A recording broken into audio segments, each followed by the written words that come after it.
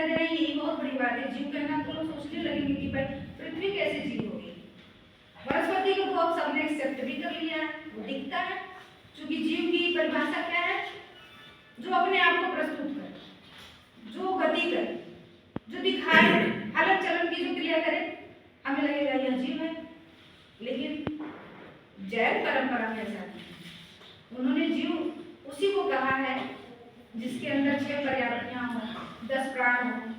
उन्होंने पैरामीटर बनाया, उन्होंने एक पैरामीटर बनाया।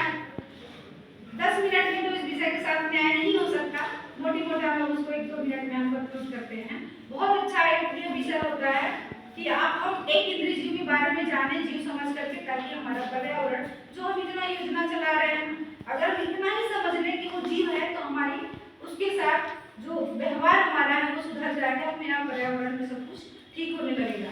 हाँ, हम हिंसा हमसे होगा, लेकिन जितनी जरूरत है आप उतनी अगर पूरा करें। आप इच्छा पूर्ति हम करते हैं, हम आवश्यकता की पूर्ति नहीं करते, और इच्छा की पूर्ति कभी हो नहीं सकती है।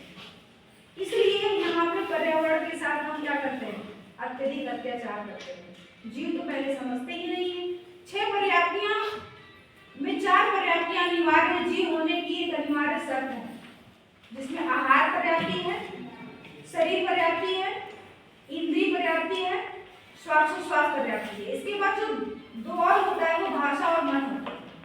जो एक इंद्रिय जीव है, जो पृथ्वी जल अग्नि वायु, उनको स्पर्श इंद्रिय होती है। उनके 8 स्पर्श होते हैं। 8 स्पर्श होने की वजह से उनके 8 विषय होते हैं। और ये जो प्रजातियां वो आहार के माध्यम से शरीर इंद्रिय आदि अपना निर्माण करते हैं। तो उन्होंने जीव उसे ही कहा जिसके अंदर आहार करने की, श्वास लेने की और अपने शरीर के निर्माण करने की क्षमता होगी, वह जीव होगा। और ये सारे शरीर 5 होते हैं, समय नहीं है, तो जो आपको आंखों से दिख सके, जो स्थूल जीव है, वो औदारिक शरीर के होते हैं। और औदारिक शरीर में ही मोक्ष की प्राप्ति का व्यवस्था बताया गया है। इस प्रकार से, और एक मिनट और लेंगे सर, कि जो पृथ्वी जल अग्नि वायु है, ये जीव हैं। बहुत शॉर्ट में बताना चाहते हैं, आप कैसे जानेंगे? यदि आप अग्नि को देखें, हमें आपको क्या चाहिए? ऑक्सीजन चाहिए जीने के लिए।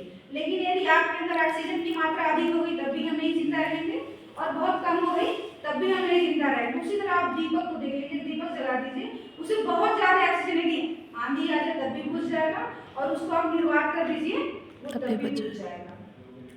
उसको भी ऑक्सीजन चाहिए।